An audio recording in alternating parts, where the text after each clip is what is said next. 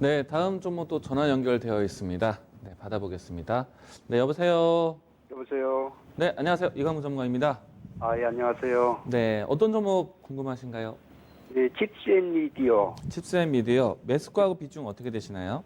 9,800원에 25%요. 9,800원이요. 예, 예. 예. 이 종목은 자율주행 관련된 종목이에요. 알고 계시죠?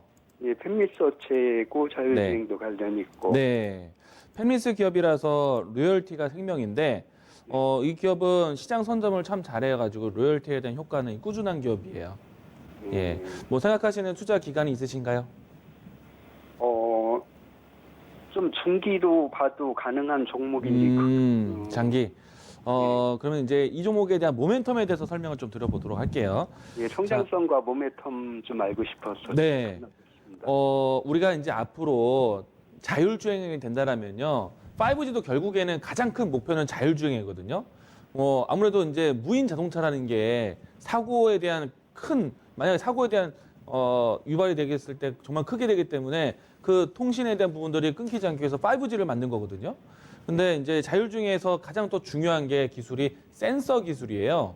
그러니까 이제 사물 인식이라든지 도로 인식에 대한 신호 인식에 대한 부분들이 가장 중요하기 때문에 그러면은 단순하게 우리가 알고 있는 뭐 열화상 센서라든지 동작 인식 센서라든지 이런 수준이 아니라 여러 가지 이미지를 읽어내는 기술이 필요한 겁니다.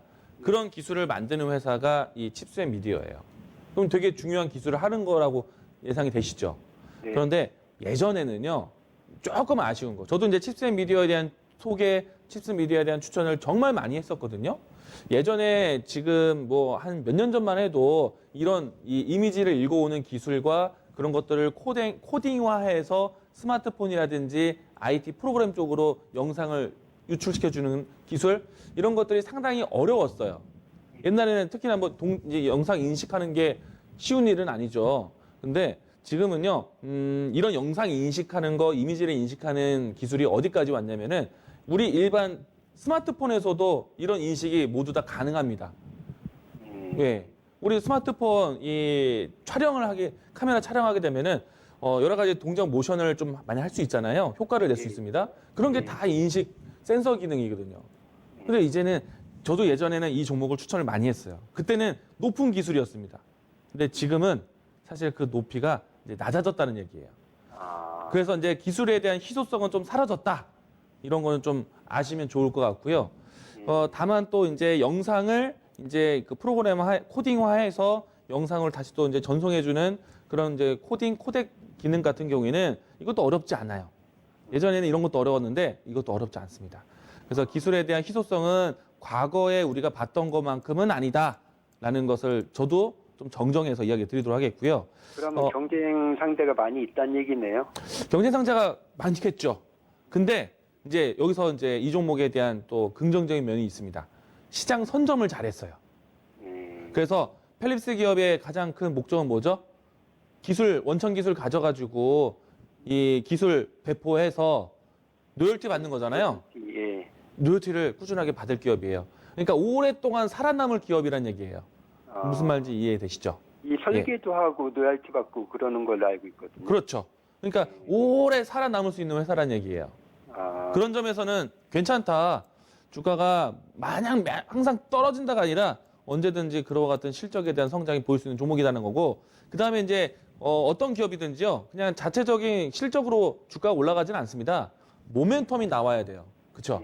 기술에 대한 희소성은 떨어지는 시점이라는 거 인식하고 로열티를 살아있다는 거 보고 다만 이제 자율주행이라는 키워드는 이제 막 태어나는 때이기 때문에 이 회사가 만들고 있는 영상 기술로 해서 ADAS라는 운전자 보조 시스템 이제는 이제 상당히 고사양화됐거든요.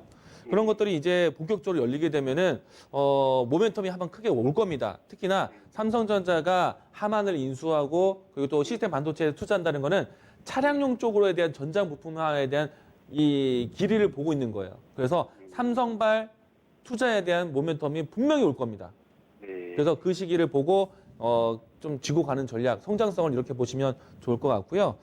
제가 봤을 때는 적어도 무난한 상승으로 해서 연중 고가 위치였던 13,000원대까지는 올라오지 않겠는가라고 생각합니다. 분명히 이 13,000원까지 올라오는데 모멘텀이 앞에서 이야기 드렸던 모멘텀들 중에 하나씩 드러내면서 올라오겠죠. 이제 그런 이야기 있을 때 그런 모멘텀들을 너무 많이 이 중요한 카드들을 써버리면 안 돼요. 예, 점잖게 13,000까지 올라오면은 그 모멘텀들이 뉴스 나올 때까지 더 들고 가겠는데 그 뉴스들이 나오면서 13,000까지 간다면은 이 모멘텀의 정점은 여기구나 라고 생각하시면 돼요. 흔히 말해서 예. 기대감과 소문에 사다가 뉴스 나오면 파는 겁니다. 예. 예, 요렇게 좀 상세하게 설명드렸습니다. 그럼 그런 얘기 없이 그냥 올라가면은 더 들고 있어도 네, 된다는 저는 이제 말씀이시네. 모멘텀에 대한 뉴스 빠른 있을 거니까. 예. 그 뉴스 효과를 좀 기대해 보자는 거고요. 대신에 우리가 막연하게 영상 관련된 회사인데 이게 이제 기술에 대한 희소성이 떨어진다는 얘기예요. 예. 예, 이거에 대한 종목에 대한 미래 성장 이야기 드렸습니다. 네, 감사합니다. 네.